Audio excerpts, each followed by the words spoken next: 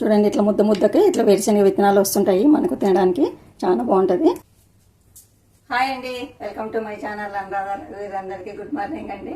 ఈరోజు బాగా కారంగా చేసుకున్నాము ఎల్లిపాయ కారం పొడి. చాలా బాగుంటుంది. ఇది బాలింతలకు లేదంటేనా మనము ఏదన్నా ఫ్రై చేసుకుంటాం కదా, ఆ ఫ్రై చేసుకునేటప్పుడు అరటికాయ ఫ్రై కానీ, ఆలు ఫ్రై కానీ, బెండకాయ ఫ్రై కానీ ఏది చేసుకున్నా కూడా ఆ ఫ్రైలోకి ఈ ఎల్లిపాయ కారం పొడి వేసుకున్నామంటే చాలా టేస్ట్ కూడా ఉంటుంది. చాలా బాగుంటుంది. ఇది ఒక 10-15 రోజులు కానీ నిల్వ ఉంటుంది. ఇంకా ఎక్కువ రోజులు ఉంటుంది, కానీ ఎక్కువ రోజులు ఉంటే మరి నూనె వాసన కానీ అట్లా వస్తుంది. ఇంకా బాలింతలకైతేనా దాంట్లో నెయ్యి వేసి తిరువాతికి వేసి పెడతారు. వాళ్ళకి నూనె అట్లాంటివి ఏం పెట్టరు కదా, అందుకోసం అని చెప్పేసి వాళ్ళకు నెయ్యితోనే తిరువాతికి ఇస్తారు. మామూలుగా అయితేనా మనము మామూలుగా నూనెతో తిరువాతికి ఇచ్చుకొని తర్వాత నెయ్యి వేసుకొని మనం అన్నం వేడి అన్నం తింటుంటాం కదా, అప్పుడు నెయ్యి వేసుకొని తిన్నామంటే బాగుంటుంది.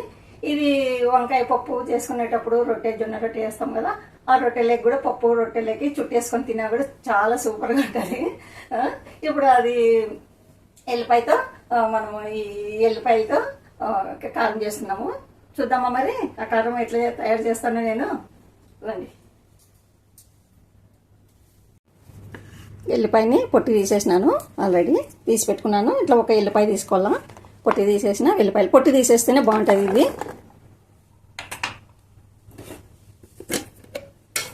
కొద్దిగా ఉప్పు కొంచెము వేసుకోండి. ఇంకా రాళ్ళు ఉప్పు ఉంటేనా రాళ్ళు ఉప్పు వేసుకుంటే కూడా చాలా బాగుంటుంది. ఈ కారం పొడి కూడా ఎక్కువ కారం ఉండేది వేసుకోవద్దండి.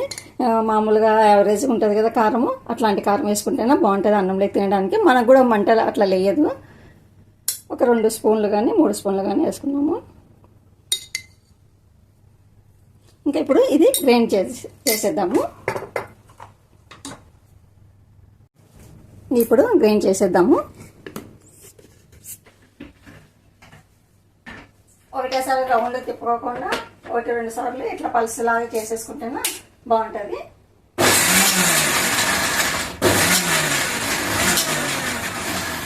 ఒకసారి కలుపుకున్నాము.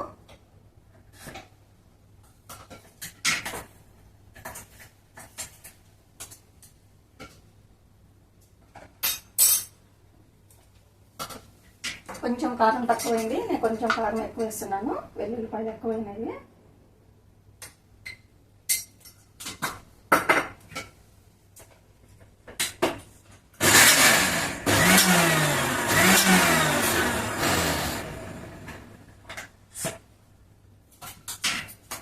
అయిపోయింది. ఇంకా తిరువాతకి ఇద్దాము. చూడండి ఇట్లా వేసేసుకోవాలా. ఇంకా తిరువాతకి చూడండి ఇట్లా గ్రైండ్ చేసుకోవాలా. మరి పొడిగా చేసుకోకూడదు, ఇట్లుంటే చాలు. ఇప్పుడు తిరువాతకి ఇద్దాము. ఇంకా స్టవ్ ఆన్ చేసుకున్నాము. ఏదైనా చిన్నదే పెట్టుకోండి, మరి పెద్దది అవసరం లేదు, మనకి కొంచెమే కదా. ఆయిల్ కూడా వేసేసుకున్నాము. అదే డెలివరీ అయిన వాళ్ళకైతేనా నెయ్యితో తిరువాతకి ఇచ్చుకోవాలి. ఈ నూనెలు అవన్నీ వేయకూడదు వాళ్ళకు, అందుకోసమే వాళ్ళకైతే అట్లా తిరువాతకి ఇచ్చుకోవాలా. మరంకైతేనా ఈ తిరువాతకి నార్మల్ నూనె వేసుకొని తినేటప్పుడు నెయ్యి వేసుకొని తింటే చాలా బాగుంటుంది. సరే, ఆయిల్ కాగని ఇంకా వేడైంది. ఇప్పుడు కొన్ని వేరుశనగ విత్తనాలు వేసుకున్నాము. ఎందుకంటే వేరుశనగ విత్తనాలు మధ్యలో అన్నం తింటుంటాం కదా, అన్నం తినేటప్పుడు వేరుశనగ విత్తనాలు అంటే చాలా బాగుంటుంది. అందుకే కొంచెం వేరుశనగ విత్తనాలు వేసుకున్నాము.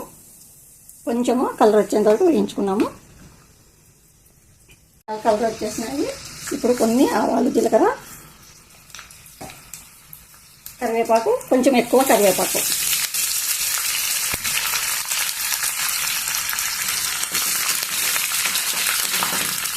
కొంచెం కరివేపాకు బాగా కొంచెం కలర్ రావాలా. ఎందుకోసం అంటే మరీ పచ్చిగా ఉంటేనే ఇది బాగుండదు. కొంచెం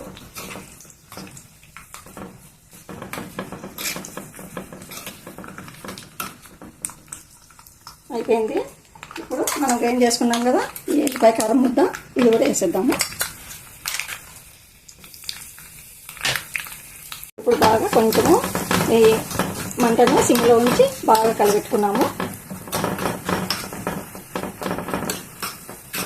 ఇది ఫ్రైలలో కూడా వేసుకోవచ్చు మీరు,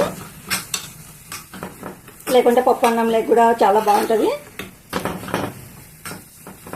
అయిపోయింది, ఇంకా పని చేద్దాము.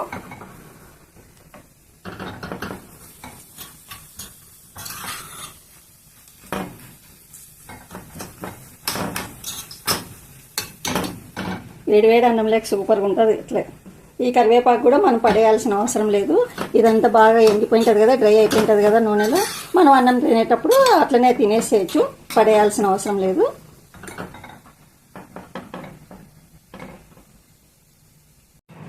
చూసినారు కదా ఎల్లిపాయ కారము, ఇదిగండి. ఇది చాలా బాగుంటుంది. ఇది ఒకసారి ట్రై చేయండి.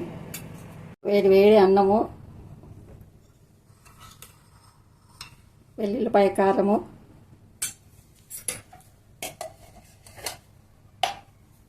నెయ్యి వేసుకొని బాగా కలిపెట్టుకున్నాము. వేడిగా ఉంది కదా అన్నము.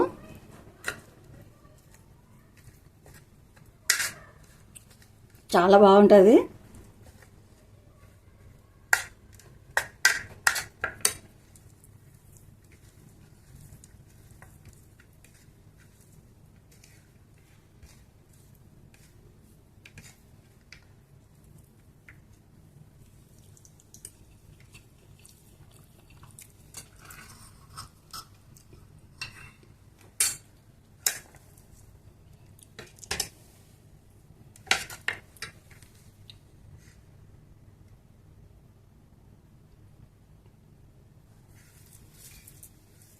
చూద్దామండి అన్నము.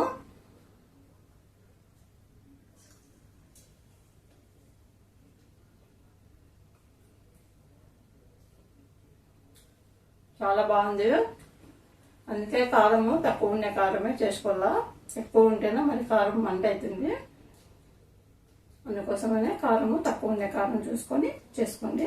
ఇది చలికాలము, వానల కాలం అయితే ఇంకా బాగుంటుంది. ఎండల కాలం అంటే ఎవరు కారం ఎక్కువ తినరాదు. ఎంత సాఫ్ట్ ఫుడ్ తింటే అంత మంచిది ఈ ఎండల కాలం మాత్రం. ఈ వానలు వస్తాయి కదండి, వానలు వచ్చినప్పుడు చలి పెడుతుంటుంది, వేడి వేడిగా ఏమైనా తినాలనిపిస్తుంటుంది కదా, కారం కారంగా వేడి వేడిగా. అట్లాంటప్పుడు ఇది తిన్నామనుకోండి సూపర్గా ఉంటుంది. మీకు నచ్చిందా?